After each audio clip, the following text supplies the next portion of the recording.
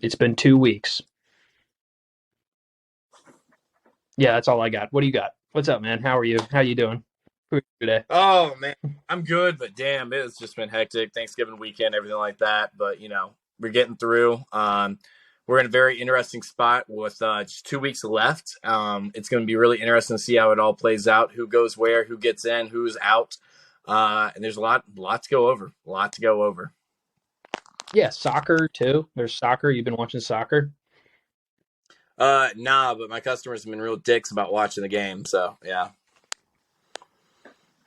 All right. So So we got 2 weeks.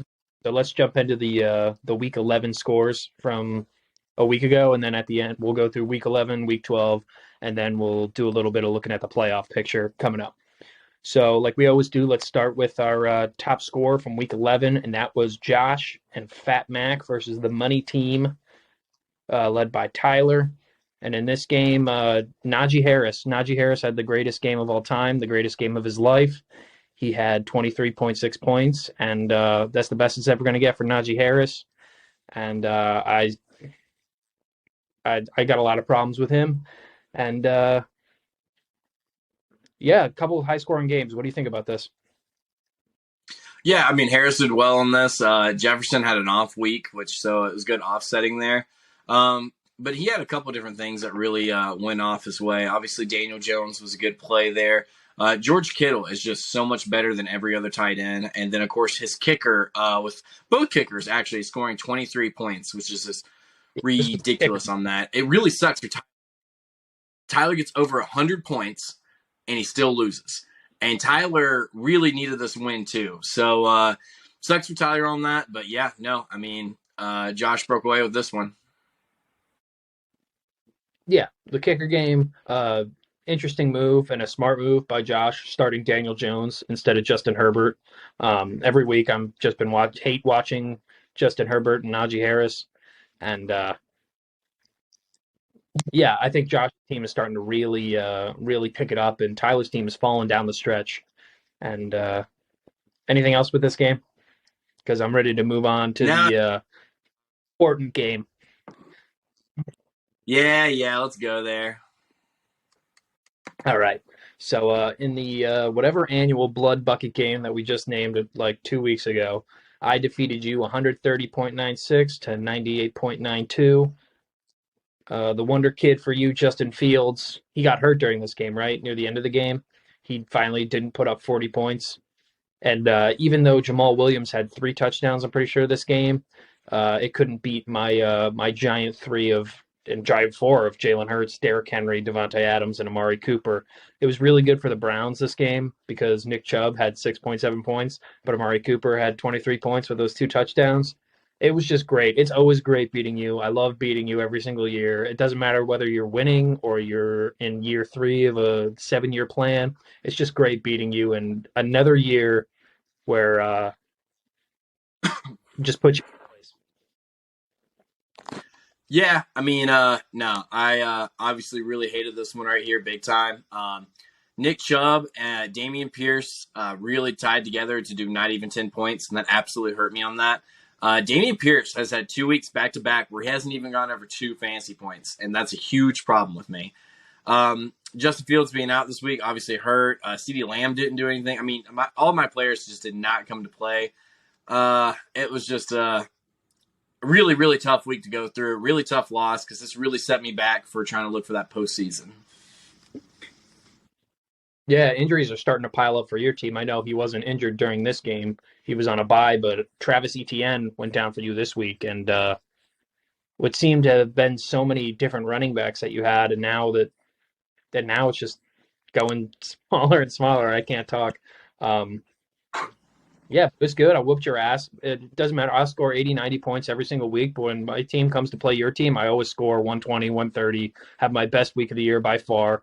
All my guys who are sucking come to play. And it was beautiful. That week started off with Derrick Henry getting 1,000 carries for like 3 yards a carry and a couple touchdowns versus the Packers. And then Devontae Adams had that game-winning touchdown in overtime, 2 touchdowns. And then for everybody else, it was still just right in the middle. And it was great. It's just great beating you. It's the best. It's the best feeling in the world. Maybe in 2 or 3 years, game plan and try to beat me then. Yeah. So moving on, uh, we got what Boysol and Pepe Sylvia's picks. Yeah, sure. Let's go to that one. Yeah. Yeah, I mean, not really too much here. Boysol continuing to just wreak havoc on the league. At this point, they're 9-3. They're easy. They're lock in for the playoffs.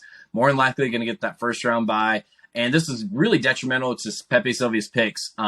Pepe Sylvia's picks has lost 2 in a row. All they have to do is win one more, and they've got a really good shot at getting in that playoff. And they are struggling. And down the stretch, they've got some really tough games at the end. He's going to have to pop a win here somewhere. He's still scoring well. I mean, he's still in the 90s. You got Patrick Mahomes that's still doing great things. This particular week, he got Kenneth Walker out, and that was definitely detrimental. Kamara did well. Hunt did not do well. And then he traded for a tight end who didn't even get to play, which was really rough. But yeah, I heard of doing great. That's one of the interesting starts of the year. Yeah, honestly, if he would have kept his team, he still would have lost. If he would have kept Jamal Williams, he still would have lost. So, I mean, it doesn't matter either way. Yeah, this was the week where Cowboys beat the crap out of the Vikings, and Tony Pollard has been doing what we've been saying for the past 3 years, where he is definitely the better running back there. Ezekiel Elliott is still going to get his touches. He's pretty good on the goal line. He eats all that cereal, when he gets first down, so he's still pretty good on the goal line. But Jack's team's kicking ass. He has gone on, I think, one of the most unexpected runs in recent memory.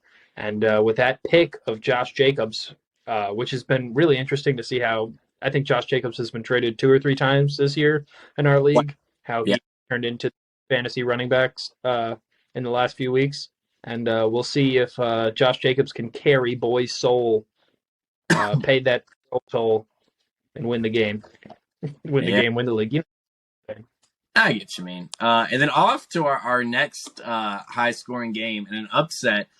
Team Suicide Pact was able to knock off Wildcard Bitches, which was a huge win because he really needed that to be able to still stay eligible for playoff contention. And this was a big setback for Wildcard Bitches. I believe he lost 2 in a row with this one, and that's massive. And you can't. I mean, even if he would have had Jamal, even if he had Jacobs, he still would have lost this one big time. But just a massive loss here. Massive loss. And, a lot of his players just did not come out. He's really struggling on the running back side of things. And just a big win. So Team Suicide Pact can bring it some weeks, and they can. That's usually how most of our league is. We have, a couple teams that all of a sudden can bring it certain weeks, and certain weeks, they can't do anything right. And so it's, very interesting to see how it all plays out. But, do you have anything on this one? It's been a great addition for and Christian McCaffrey has had a pretty big drop-off since joining the 49ers. He's still putting up points some weeks, but this past week, I haven't really been watching them. Are they just not giving him the ball, or what's going on with him? He's had a couple of split carries with Elijah Mitchell, who I believe may have been injured. I can't remember now. But he's had some split carries with Elijah Mitchell. But on top of that, it's not the same as when he was with the Panthers, where the Panthers were like, we don't know what to do. We have no offense. Every single play, give it to McCaffrey, give it to McCaffrey, give it to McCaffrey. There's a lot of weapons in San Francisco, and they're still winning. Throw down.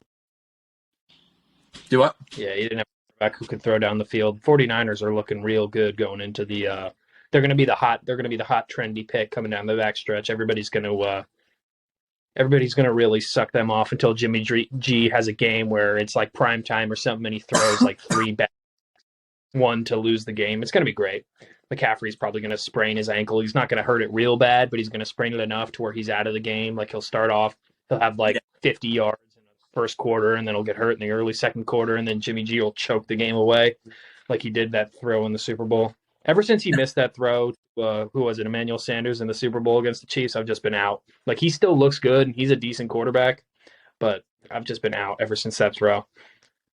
Just can't. Great jawline. And then marching on to, we go to Rickety Cricket, who has really strung a couple wins together and has been formidable.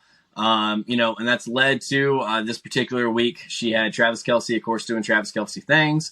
Marcus Mariota did well for her on that.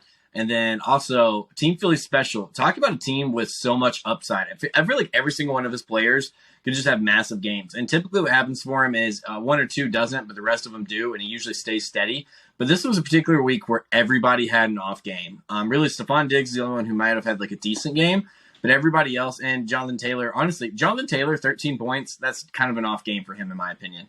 I mean, it's just it was just not a good week for him overall, and this was a crucial loss. A win here would have really, really helped him out playoff wise. But yeah, Kelsey string along some wins. At the moment, she's 6-6. She has a favorable matchup this week with Marshall. She's in a good spot. Yeah, me and Kelsey are making playoff charges, and after a really start to the season, it's interesting to see how much Team Philly Special is losing, or how much momentum they've lost. AJ Brown and Miles Sanders, Eagles had a bad week offensively. They bounced back this week with 363 rushing yards against the I don't even remember who we played now, the Packers. But yeah, bad week for the Eagles. Broncos country didn't ride at all. They rode backwards, and Kelsey got the win. So the final game for Week 11 was the official Kitten Mittens beating the Gang Plays Fantasy, and yeah, Kirk Cousins did nothing, and Thomas started Chuba Hubbard, who after that 1 week, the 1 week Chuba Hubbard was good. He didn't start him, and DK Metcalf was out. I think was this a game where Juju Smith-Schuster almost died on the field? He pulled a Tua. He had Tua fingers. No, that was the week before. But yeah, I mean, it was a good week for Marshall. Marshall still got a loaded team with a lot of good help. And then there just wasn't, I mean, he didn't have anything going on for him, really. I mean, his defense and his kicker, I think, led his team for Thomas. And just not a good one. It looks like he could be in line to get that first-round pick again. He just needs to, one, try to keep as many picks as he can. I know he's already down 1 pick.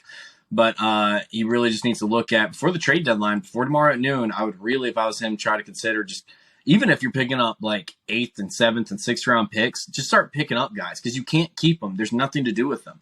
Like, go ahead, start moving away from them, start trying to sell what you can. There's plenty of teams right now that are in desperation mode. Because here's the deal. Even when offseason comes along, you can't get rid of some of that shit you have on your bench. So, like, this is desperation mode for a lot of teams who really need to make that last push. Sell some people off. I mean, just go ahead, go for it. Both these teams are in a situation where they both need to make some moves. And really, Marshall on his team right here. I mean, you look at what his keepers are probably going to be, which was, Dalvin Cook, DeAndre Hopkins, Mark Andrews. And then last year he kept Dak Prescott. Maybe he keeps him, maybe he doesn't. Maybe he goes Devin Singletary because he did do well this year.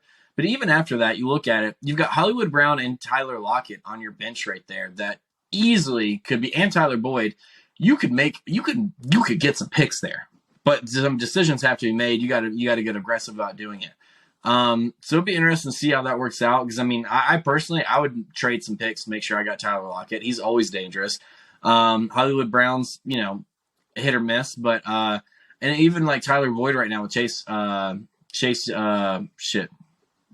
out. I mean, that's a good route to go. So it'll be interesting to see what kind of moves they end up making before noon, if any at all.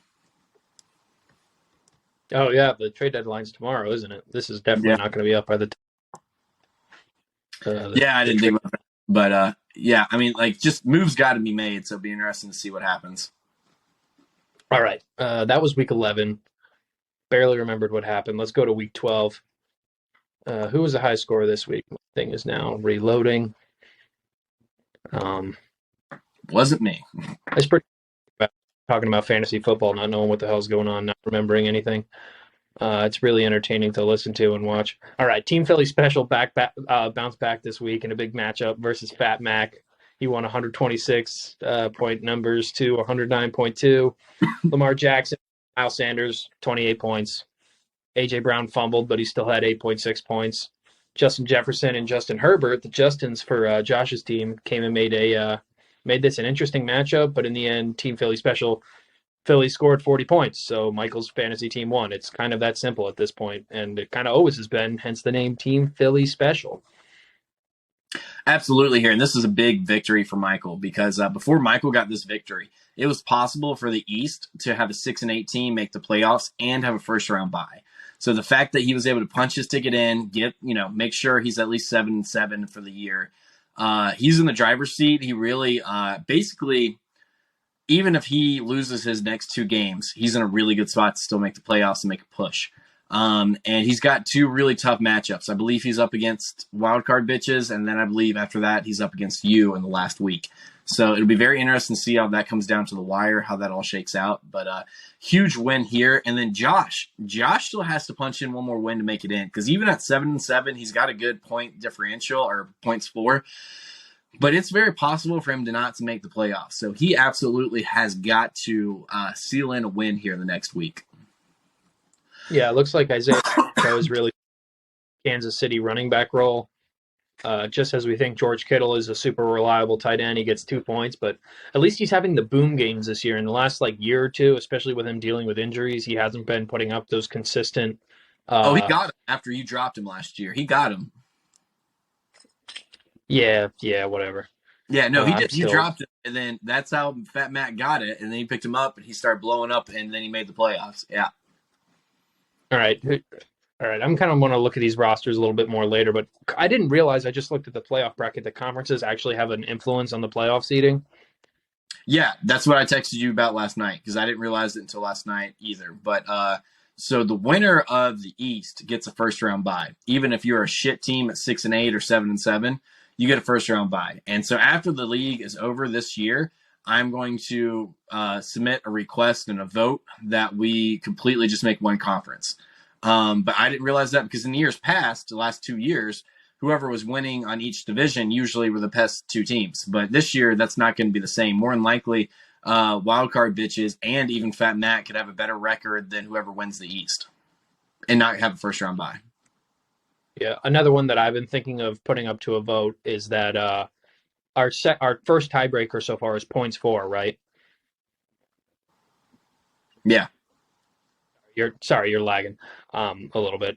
I think that points for should still be a good general tiebreaker, but I think our head-to-head matchups, we should do it kind of like the real NFL does and have head-to-head matchups go between teams, where it's if it's two teams having the same record, I think we should go to head-to-head matchups first. It'll be interesting. What do you think about that? I don't think I can set it to that. I'll look at the settings, but I don't think that's an option. All right. And I mean, we're not married to ESPN. We can always look at doing other fantasy formats or fantasy platforms. You know what I'm saying? Yeah. I mean, hell, we had a list of available pieces of paper this year, so it's not like we're getting much functionality out of the website from ESPN that we can't get from other places.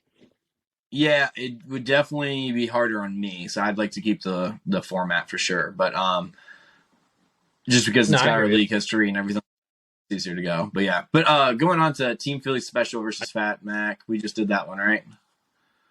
Yeah. No, I'm pretty much. Good job, Michael. It's rearing up to be a real competitive thing at the end. Race. All right, the next game, let's look at Rickety Cricket versus Pepe Sylvia's picks. Kelsey continues her playoff push. Tom Brady with 18 points. James Conner, he had a great beginning of the season, kind of went through his injuries and lull in the middle of the season, and now at the end of the season, he's picking right back up, and he looks great. Meanwhile, Alan Lazard does not look great.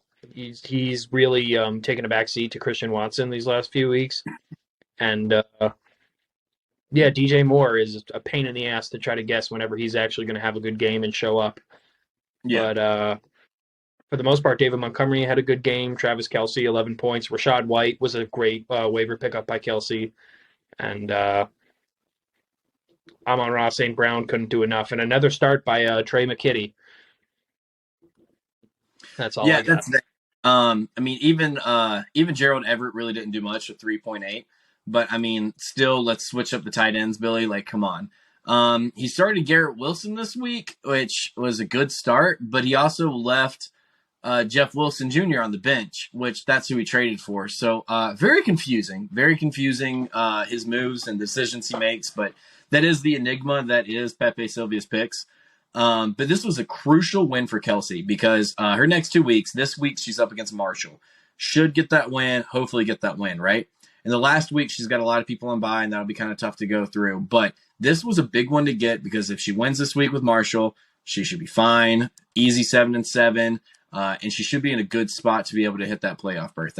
Absolutely. And for Billy, he's got to get it together. He's got to pull out at least one more win just to be competitive with it. But if he can somehow cap off 2 more wins, punch that ticket in, it's going to be a very uphill challenge for sure. A very stoic manager with only 6 moves, Pepe Silvia's picks. Six Yeah, total moves.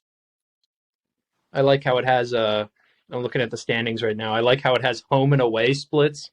How the hell what the hell determines whether you're home or away? That's totally random. But Jack 7-0 at home. Good home field advantage for Boy Soul. absolutely. Huge there. Huge there. And Yeah, moving on. Go ahead. I said I'm 1-4 on the road. I'm just interrupting, breaking the flow up of things. All right, let's move on to official kit mittens and Boy Soul. #1 team in the league right now, Boy Soul. The Josh Jacobs game just killed it.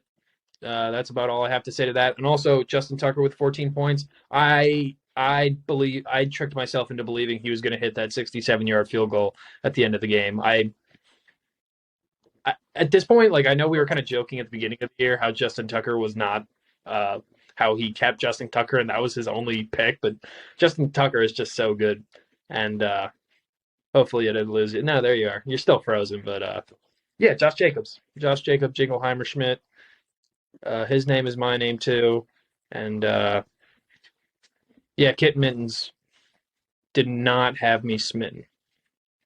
No, not at all. And Jack easily punched this ticket in. Easily was able to get this win at 9-3 right now. Even if he drops the last 2 games at 9-5, I think he's pretty much locked in for that first round. That first round bye in the playoffs. Yeah, I mean, Marshall's just gonna have to look at trading some people away, and it helps out when Josh Jacobs scores 42 points easily. On to wild card bitches and the money team. This was a big, big, big loss for Tyler on this. He really, really, he really didn't have much going on.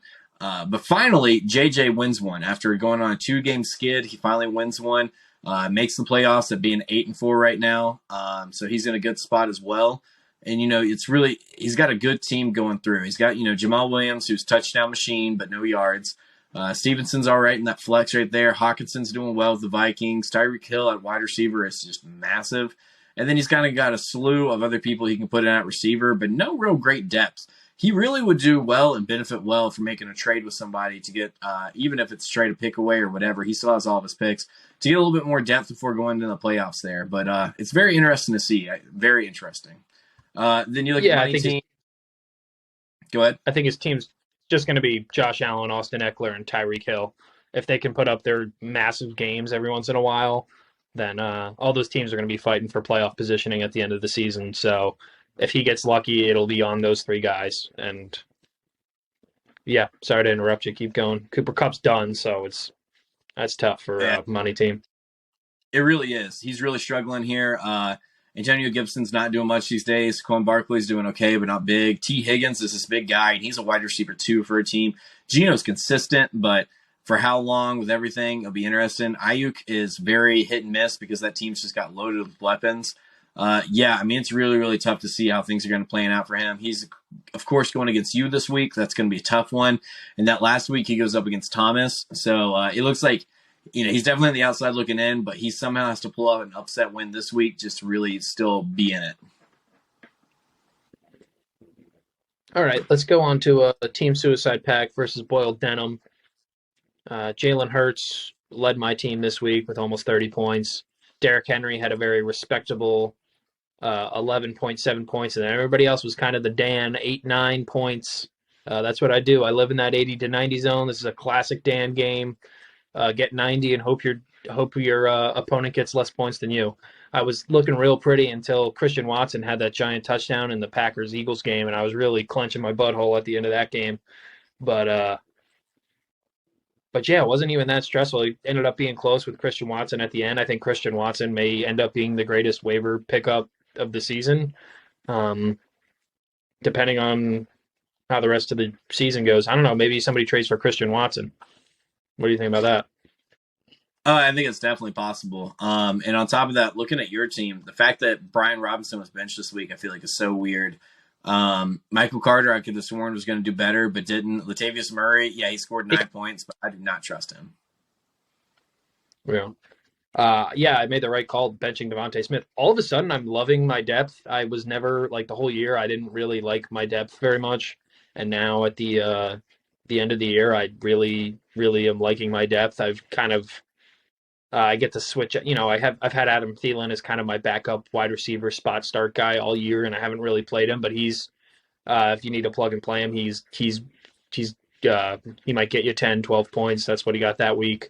Mari Cooper has been great all season, and Yeah, Derrick Henry, Devontae, Jalen Hurts are my big point getters, and the Eagles' defense has been great. Jason Myers has been one of the top kickers too, and that's a perfect kind of offense in Seattle where they're good enough to get in the red zone, but they're just bad enough to not punch it in every time, and they're going to have to kick a lot of field goals, being a lot of big struggly games. And they're right in the middle where their kicker gets a lot of use. So I'm feeling real good about my chances going down the stretch at the end of the season. yeah, no, absolutely. This was a big game to win too because going into it, I believe you guys were both 5-6. And now that West is at 5-7, I think he's got an easier matchup this week with Tyler. But I think his last week is against I want to say Wild Card Bitches or Fat Mac, one of the two, or it might even be against Jack. I'll look here in just a second.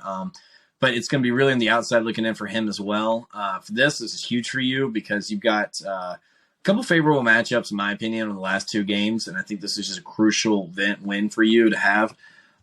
Yeah, I mean, this was definitely and was in a way close to an eliminator matchup. And then speaking of eliminator matchups, going Oh, back I to also the play where Juwan Johnson, who had 0 points for West's team, there was a play where Dolphin hit him on a rope in the end zone, and the ball went through his hands and hit him in the helmet, and he didn't catch the ball, and he ended up with 0 points instead of having a potential touchdown, which could have easily have swayed the tide of this game. So shout out Juwan Johnson for dropping that ball.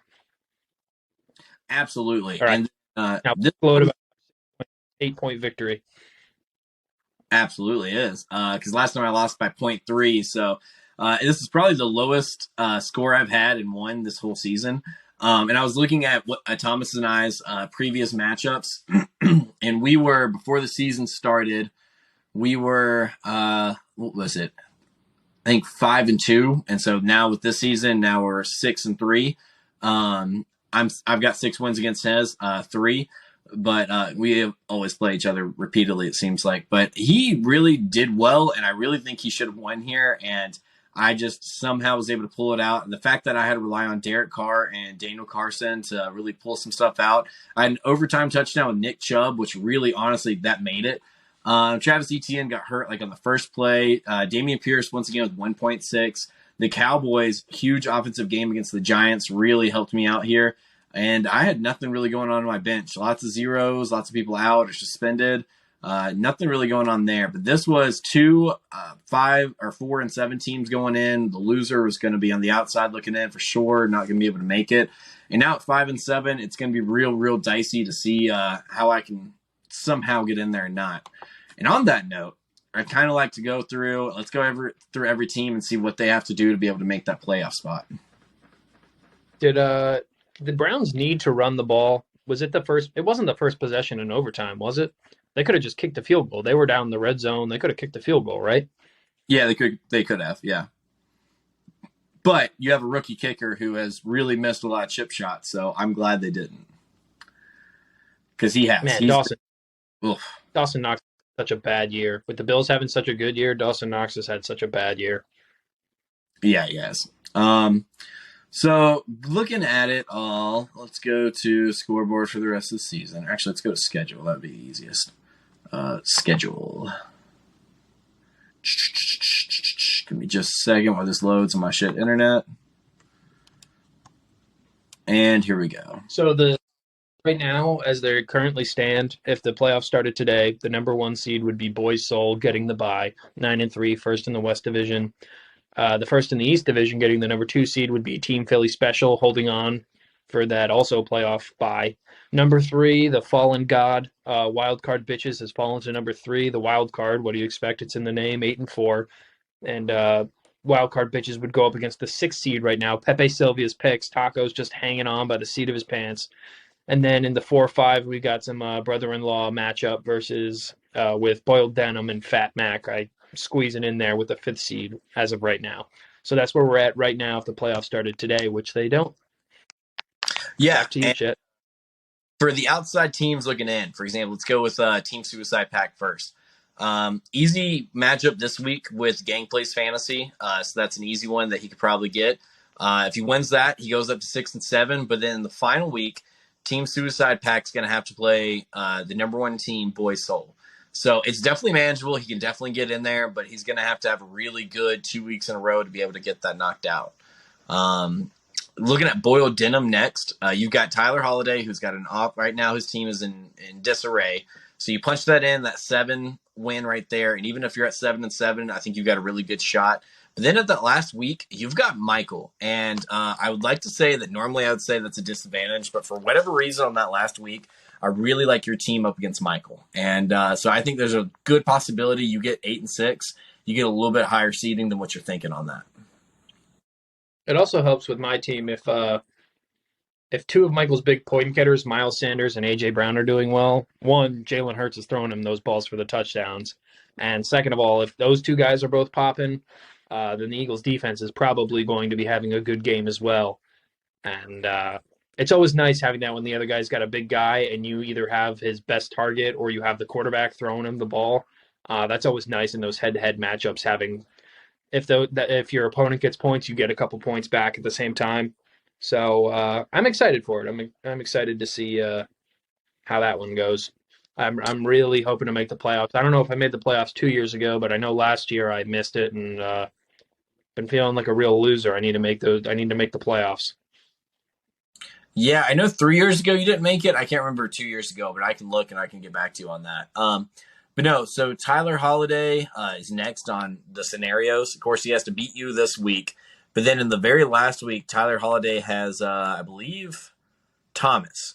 So a win this week is crucial. He has to have, he's the uphill battle. But if he can win this week, and then the last week he's got Thomas, it's very, very possible for him to make that 7-7 and have a possibility there as well.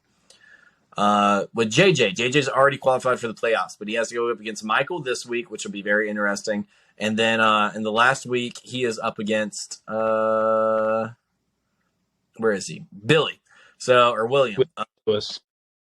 Huge because that's going to be a replay. William last time beat JJ actually, but it'll be interesting to see if that's the scenario going forward with him.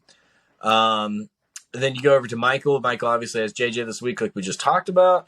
But then in the very last week, he has you. It's going to be really, really tough. It's a good shot that Michael finishes up 7-7, and then somehow has to be able to go up against or use a points for to be able to get into that playoff spot. Going over to Josh, Fat Mac, he's got William this week, which I think he's got a favorable matchup, and I think he should be good. But then going into the last week, he's got Marshall. Is that right? Yeah, he's got Marshall. Yeah. So watch him score get the number one seed if people a couple of the top seeds lose a couple of these games here. I could see West beating Jack in 2 weeks, and hey, if you take Jack down this week, if you have a nice game, your team is always subject to go off. So I don't know, man. That number one seed is still up for grabs. Is it, or did Jack lock it up? No, it could happen. Some points for would have to come up, and it'd have to be some high scoring points. But I mean, it could definitely happen. It would actually. I think JJ's the only one who has a shot. I don't think that it'd be really hard for Josh to get it, but JJ definitely has a shot of taking it. Absolutely. I think I can get it hard enough. Do what? I think I can get it if I want it badly enough. I mean, I can't. Mathematically, yeah. I can't. Yeah. Being an asshole, I don't know anything that's going on. Idiot. Anyways, but yeah, William's got Josh first, and then afterwards, in the very last week, he's got JJ, so that's an uphill battle there. Kelsey has Marshall this week, which a win here gets her at 7-6, and then last week she has me. But she could easily go 8-6 there. Last year, she finished up 8-6 and didn't make the playoffs. So it's really interesting that this year 8-6 makes the playoffs. So this year or last year she was 8-6, and for points for she ended up not making it, which was wild. Yeah, we've been beating each other this year in the league. Everybody is Everybody's beating everybody. Yeah, it's very exciting to see. And then Jack, who's already locked in, he's got me this week, and then the last week he's got Wes. So two tougher, or like I said, Wes I think is definitely a tougher one there, but doable. And then of course me, I've got Jack, and then at the end I've got Kelsey. And I've got Kelsey on the week where she's got a lot of buys, so that might help out for me. But this is obviously none of that matters if I don't win this week. I could easily lose this week, and then literally my matchup with Kelsey does nothing for me, win or loss wise. So, no, a lot of interesting situations. Your 5 and 7 teams, I think we have 3 of them. Obviously, they have to win out. Your 6 and 6 teams, really, some of them just need to get one more win, and they could probably qualify for the playoffs. And then you have 2 7 and 5 teams. So Michael and Josh win on either one, basically ices it. Really, if Michael wins one more time, he ices it for the East. Like he'll no matter what get a first round bye. So he has to get that win. He has to absolutely find a win somehow in the next 2 weeks. Yeah, that's about everything I got. What else do you have? Do you have anything else you want to talk about? The only other situation that could happen where hypothetically I go 7 and 7, I win out, but all of a sudden, let's say that Billy and Michael win out and they get 8 and 6. You went out at 8 and 6, and then actually you guys can't because you and Michael play each other. So yeah, there's really no situation. I mean, as long as I could win this week, there's a possibility. Really, any of the 5 and 7 teams, it's kind of all up in the air of what can happen and what can go. But now that's it for me. I mean, it's gonna be a very exciting but wild last 2 weeks of fantasy. Which that's what you want. That's Yeah, what you. yeah, I think it'll be good. Um, yeah, Najee Harris, keep eating shit. Derek Carr, I'm really Yeah, glad Derek Carr is not my favorite team. That's all I have to say. Just taking I, flyby shots of usual enemies. Uh, I agree with that. I hope Justin Fields is healthy, and I hope I don't need to use Deshaun Watson or Derek Carr for the rest of the season. But we'll see. yeah, that's it. That's it for me. That's it for me. We'll see you back here next week, and we'll see who else is eliminated. Yeah, see ya.